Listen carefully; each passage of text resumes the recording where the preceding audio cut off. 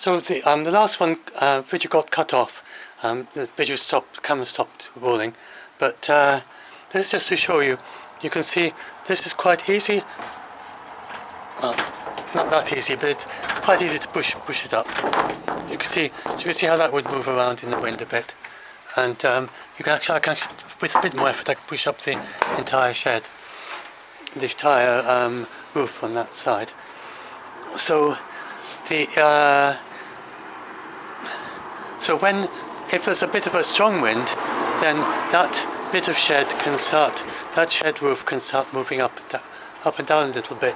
These could shift around sideways, and they could fall down.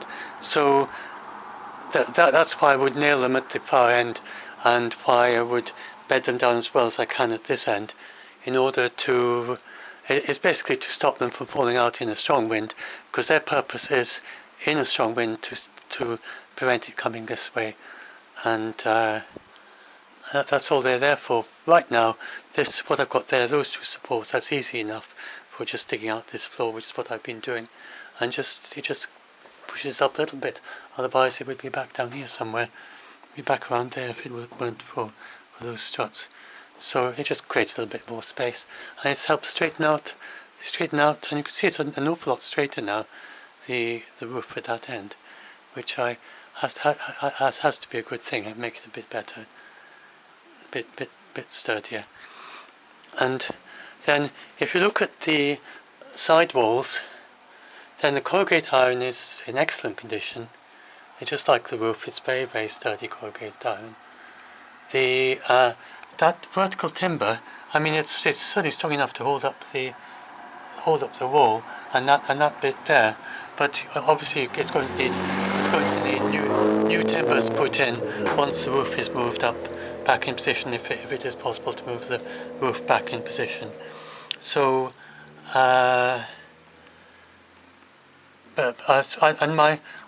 only idea with the shed wall is that it could be useful at this stage to take its weight off this bit of the roof.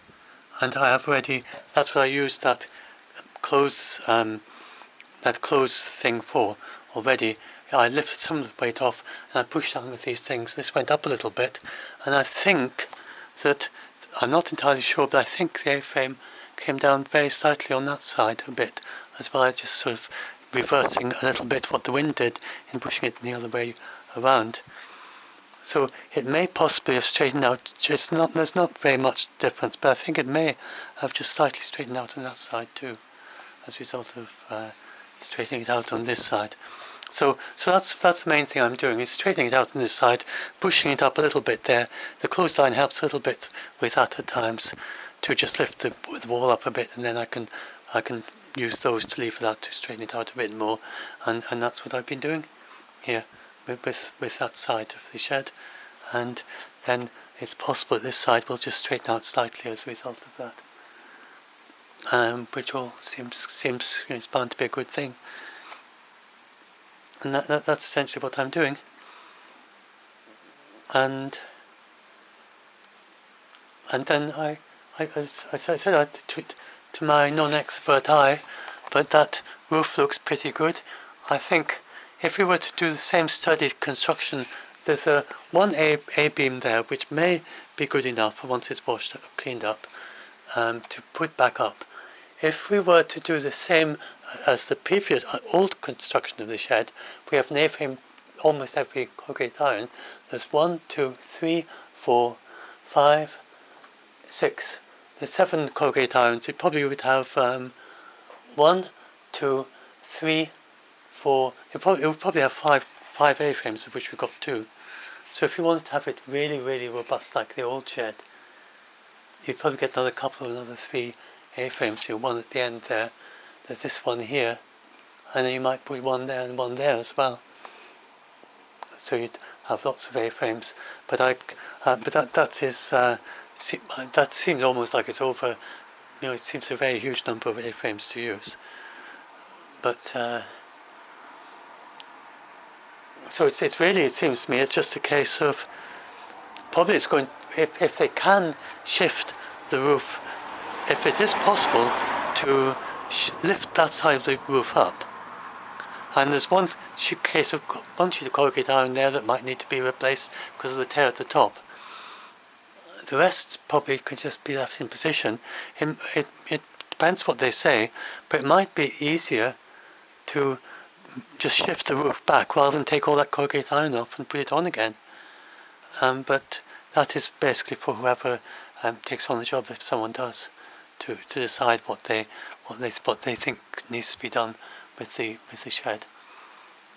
But the roof does look pretty sound. The timbers look pretty sound, and I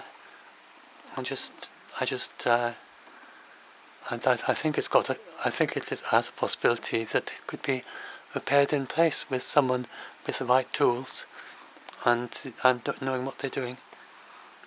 To just do pretty much what I'm doing is support that A-frame at the top and have some other support up there if necessary, but a beam across the top support that, and then just have some method of lifting the roof up with whatever joist jack or some kind of equipment to lift it or whatever. Then it doesn't look impossible to me for someone who knows what they're doing to fix this. But that is well outside my ballpark, my area of what I can do. So I know my limits. So I can keep on straightening it. I'm not going to be able to fix it, and I'm not going to be able to rebuild it. But I can do quite a lot to.